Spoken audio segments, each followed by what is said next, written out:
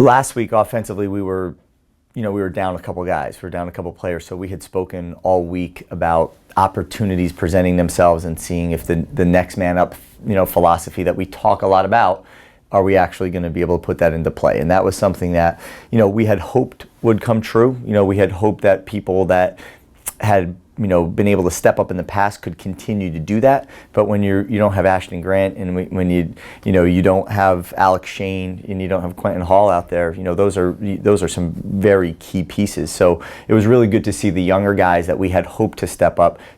Brandon Swain Price did an unbelievable job, and when you look at Dylan Ox and you look at Dougie Santos at running back, they also did an unbelievable job. And all of that's really behind the O-line as well, giving Mark that time to be able to throw the ball, and the receivers have the opportunity to compete and win on some of those balls. So really the people stepping up is what had worked best for us past week.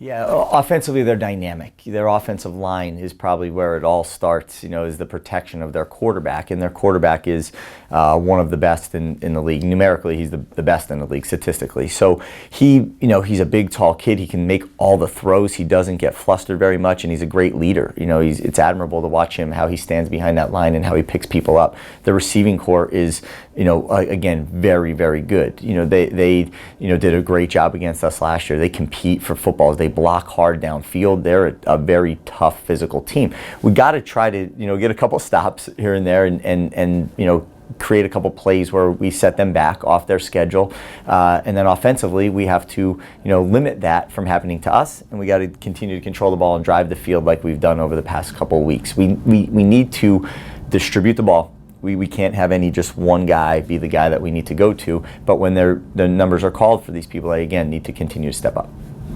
Yeah, I think, as always, taking care of the football.